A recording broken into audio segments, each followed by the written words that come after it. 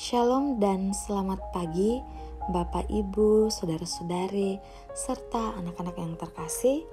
Kita bersyukur karena diberi kesempatan untuk kembali menikmati berkat dan kebaikan Tuhan, terkhususnya melalui persekutuan kita di dalam Renungan Harian Toraya, edisi Selasa 14 Maret 2023. Dan dalam perenungan kita saat ini, kita akan membaca dan merenungkan firman Tuhan dari Yohanes pasal 4 ayat 1 hingga ayatnya yang ke-14.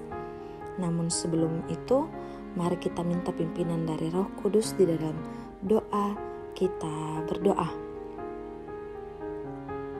Bapa di sorga, kami bersyukur kepadamu untuk hari baru yang Tuhan sudah anugerahkan kepada kami semua. Dan untuk menjalani hari ini ya Tuhan, kami rindu untuk mengisi hati kami dengan kebenaran firman-Mu yang kami yakini dapat menuntun kami hidup sesuai dan seturut dengan kehendak-Mu. Penuhi kami dengan Roh Kudus-Mu sehingga kami dapat memahami akan apa yang akan kami renungkan bersama.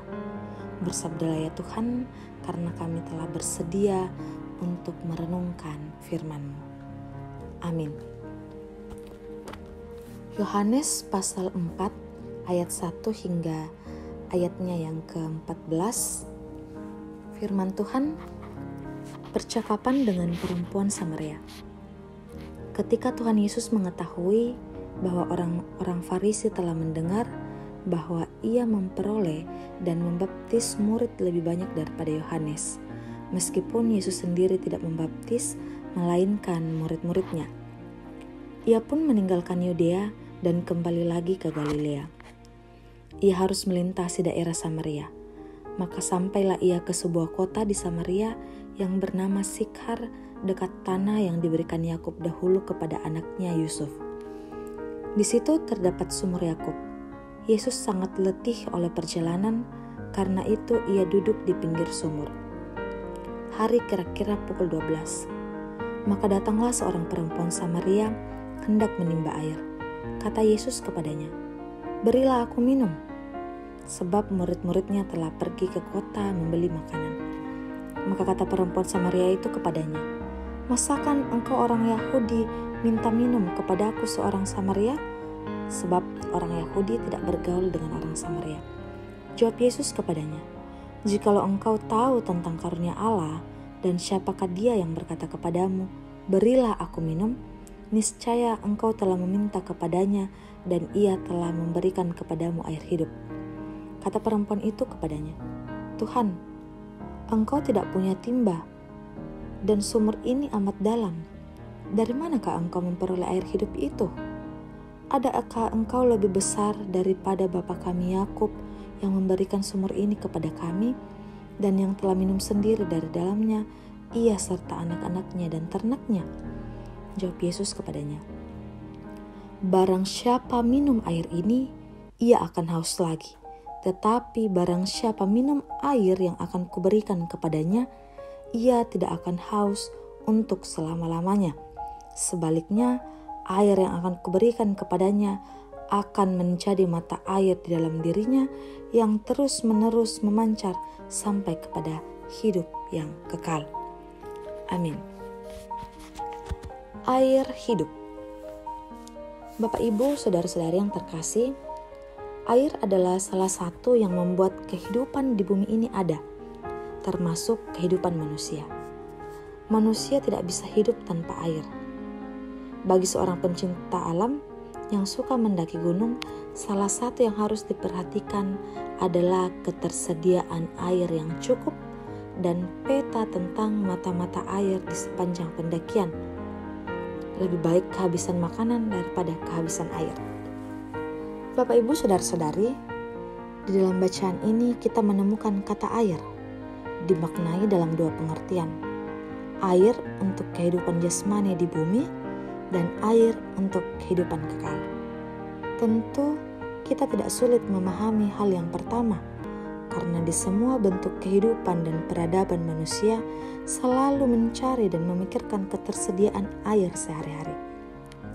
Penekanan firman Tuhan ada pada pengertian yang kedua, yakni air untuk kehidupan kekal yang hanya berasal dari Tuhan melalui Yesus Kristus. Dalam percakapan Tuhan Yesus dengan perempuan Samaria, air hidup ini tidak akan menimbulkan rasa haus lagi ketika sudah diminum dan akan menjadi mata air yang terus memancar dari dalam diri.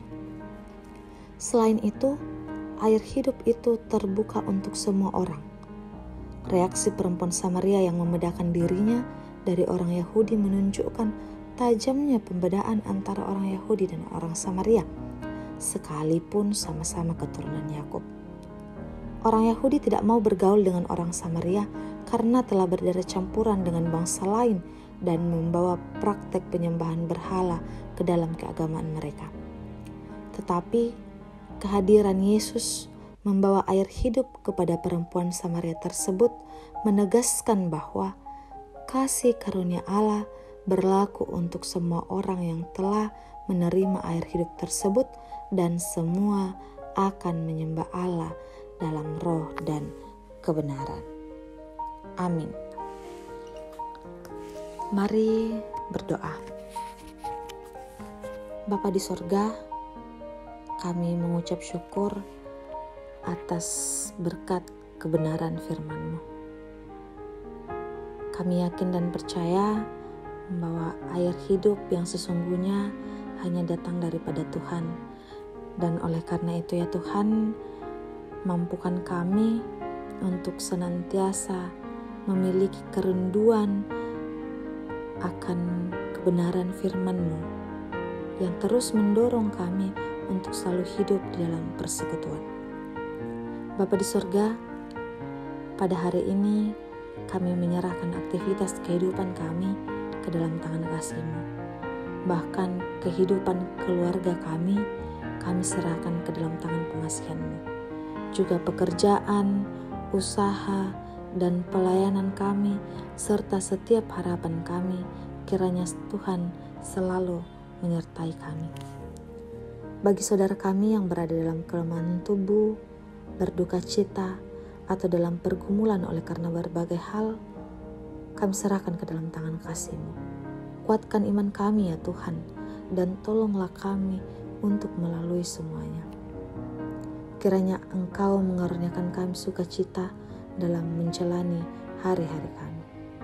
Ini doa kami ya Tuhan, ampunilah segala dosa kami, di dalam nama-Mu kami berdoa.